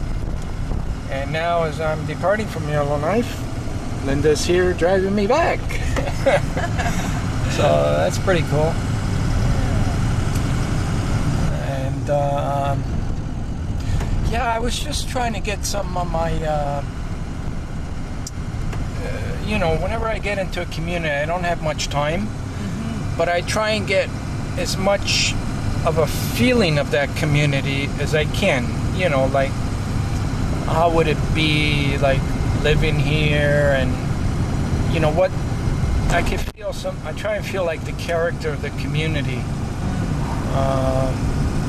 You know, and I'm looking with Yellowknife. There's a combination of something's gonna like burst. Like this thing's just gonna turn into like a super city. I get that feeling, you know, like this thing's really gonna grow. Yeah. And it's gonna be connected. Like there's gonna be more highways built, or more to get better, you know, more being able to get here. Being able to get more trucks here, being able to, and I think that's just around the corner. Yeah, I think you're right. All the things I've been watching, like the way the community's building, the things that are being done to, you know, and all the other, because there's so much resources up here, but the trick is how do you grow together? With all the people that have been here already. That's the whole trick, is growing together. Yeah. Like to become, to have that character of, you know, of everybody gelling together. And I think it's evolving that way. Yeah. So there's a lot of sites here that, you know, like just outside the city, I went for a little tour. Yeah. And it is very beautiful. Yeah. Oh yeah. Yeah. So, I see something big happening in Yellowknife. Maybe this is where they're going to hold their one day the, you know how they do those music awards or something. Oh yeah. Yeah. Yeah, like they'll come up here one day to do something like that. You know. Yeah. Yeah. Well, it's an interesting place. And the big thing for me, like I listened to the apology day before yesterday, and a lot of living here for me is about the Dene people, Right. you know, and because it's a very different history here. Yeah, it is. It's you know, they got grandparents who were there when the treaty was signed in 21, you know, Treaty 11, and similar for the Treaty 8 adhesion that they had at Fort Perez, and a lot of educated and a lot of terrible things have happened too, but there's a real strength in that and a lot of more integration. I think there's still a lot of people who come from the south probably don't interact or have The south, like Hay River? Well, southern Canada. Oh, so okay. So they may have certain beliefs or stereotypes or whatever. Right. But if people start to shift out of that, and that was a big thing with that apology, I think, where there's starting to be an acknowledgement of the truth of what really happened, not the impressions of, you know, I liked a lot of the potential that's there for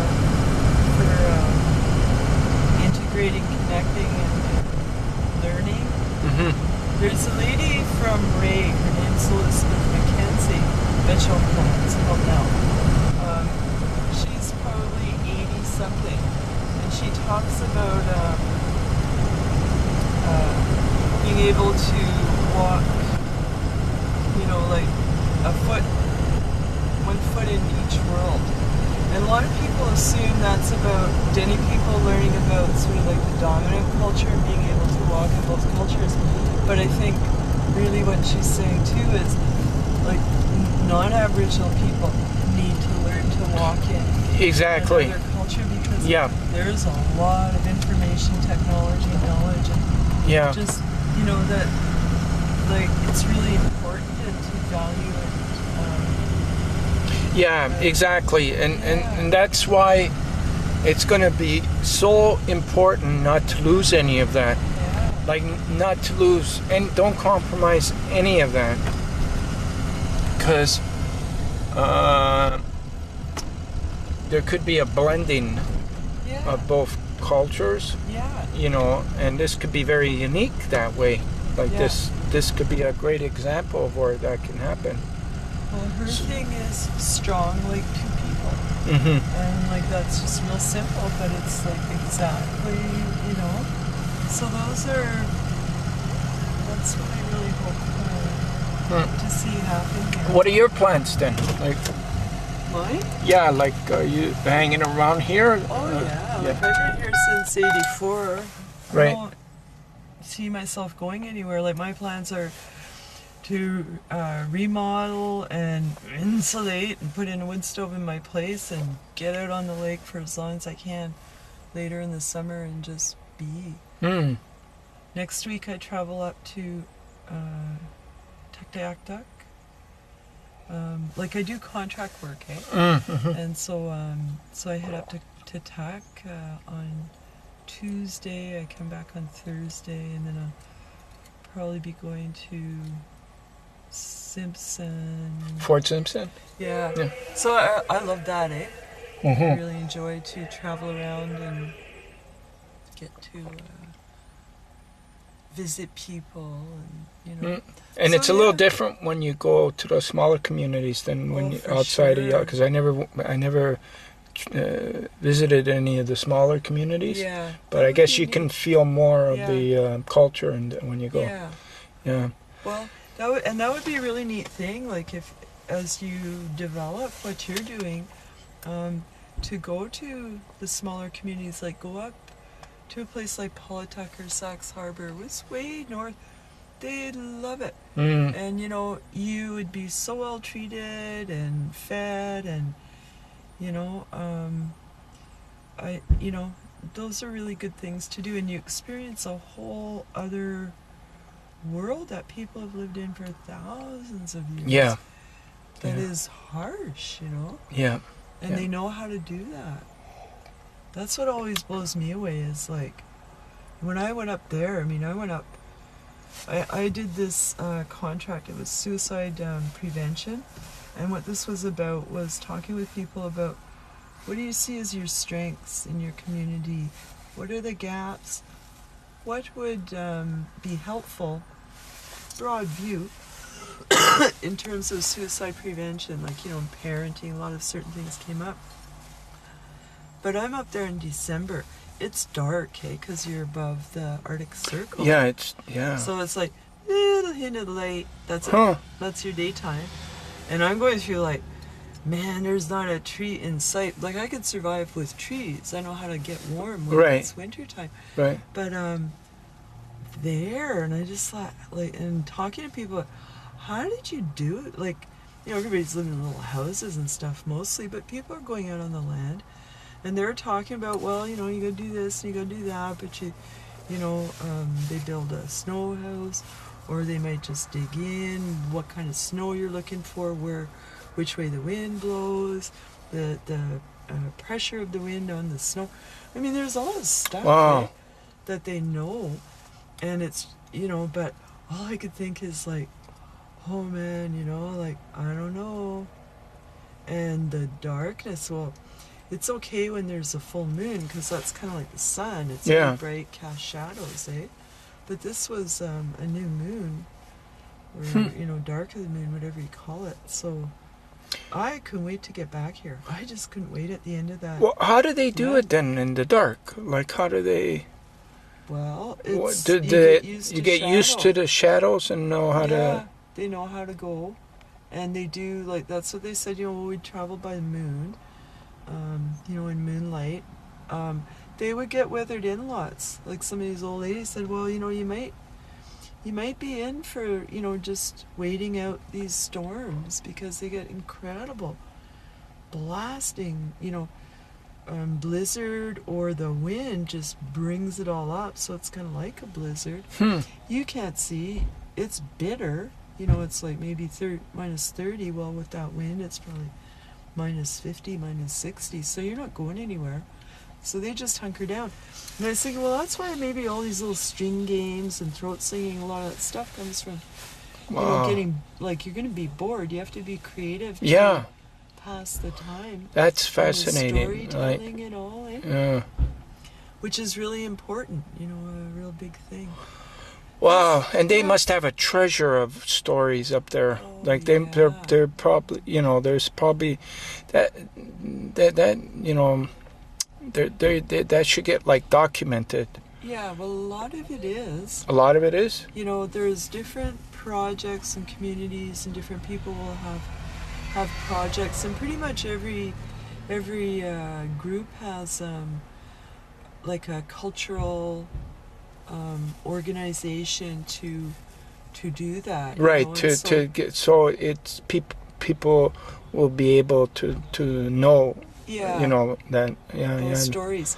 Like, some of the different cultures, their languages are not as strong in young people as they used to be. Right, it's starting to lose that thing, yeah. But there are wealths of, like, tapes and this and that of, you know, elders talking, many of whom have passed on.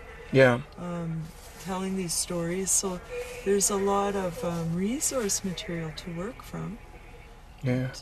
But, well, fascinating. here's something that I heard that some fires are good, some forest fires are good. Oh yeah. There's the good ones and the bad ones. You have to know which ones are the good ones and the bad ones. Well, and not to put out the good ones. Well, see, we get a lot, like, a few days ago, I'm not sure if you were here yet, but there's kind of like a haze, and that's like from forest fires. Like, you can tell, you know, when you get it, and if the fire is close, you'll smell the smoke in the air. There was a fire here in, I don't know, 95, 96 up at Tibbet Lake, which is the end of the Ingram Trail. It's about 70 kilometers down. And, I mean, they started getting pretty heavy because it was threatening, and it was, like, almost dark here from the smoke for about 2-3 days. Then the wind changed and blew it back on itself. But you can go out there, and they've done it as a whole project about environment and renewable resources, and the school kids go out there every year and this and that. But how the forest regenerates itself after fire. because there's certain cones excuse me, that require fire temperature to open and different things like that. And I mean, they're theorizing that with that spruce budworm in BC, part of it may be because of the lack of fire, fire suppression. Right. Hi, Mike, Linda.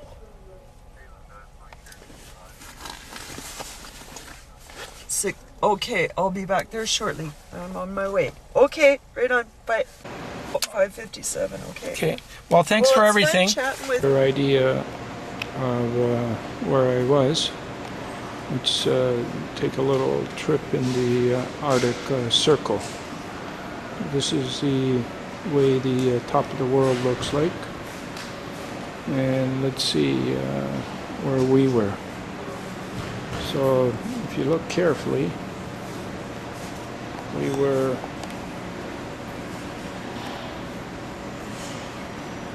right there. Okay. See it? And so if you travel, look how close we were.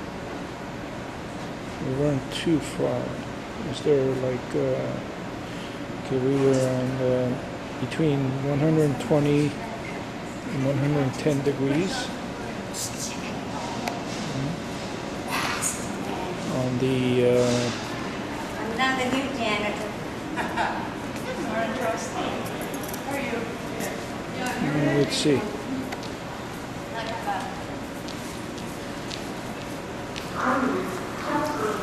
Great Slave Lake. That's Great Slave Lake. And north of Great Slave Lake is Great Bear Lake. And then north of that, let's see the borderline of the Northwest. Okay, let's start off from Whitehorse. Okay, this is where I was at Monday, Whitehorse. Okay, Whitehorse is where I was at Monday. And from Whitehorse, I traveled to Yellowknife. And then look how close to the Arctic Circle, to the North Pole. There's the North Pole. The North Pole. Okay, that's the North Pole. Okay, let's get back down to the Yellowknife. Really close. Okay, this is where I should have been today. Is, let's go around here. And here, right here. I should have been in Iqaluit today.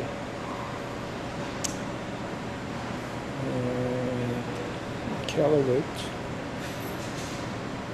is in the province of Nunavut. So at the top of the Hudson Bay.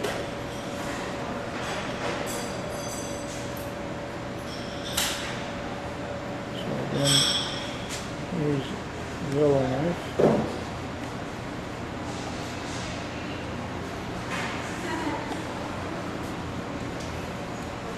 And Whitehorse.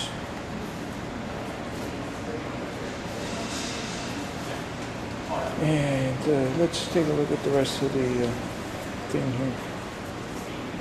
There's Alaska. United States home zone. Then we get into Asia.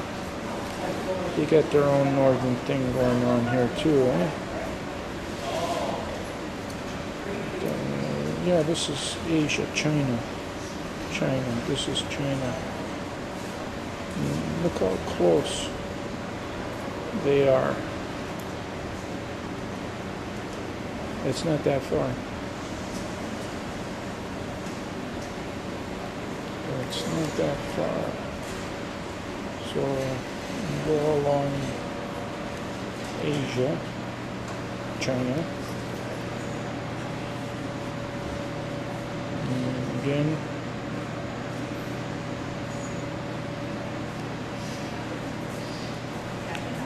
now I think we're getting into Russia.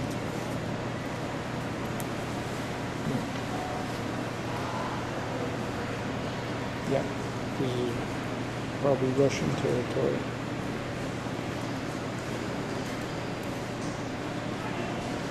And here's Finland.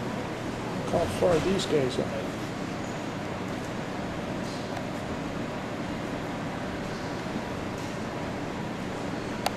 Finland and Sweden. They're pretty far too, eh? And Norway.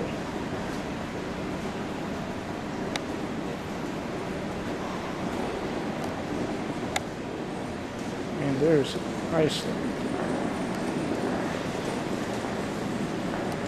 And then we get back to, what is this? Denmark? No. It's just Denmark. Wow. It is. Denmark. Greenland. This is Greenland. This is amazing. So here we are back at Iqaluit. Here's top of Quebec.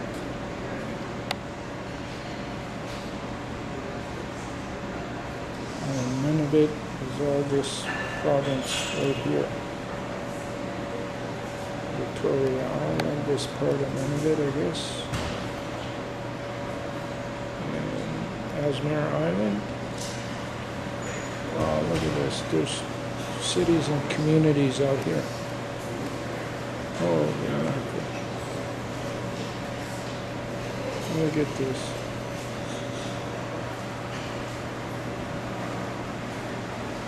Unbelievable.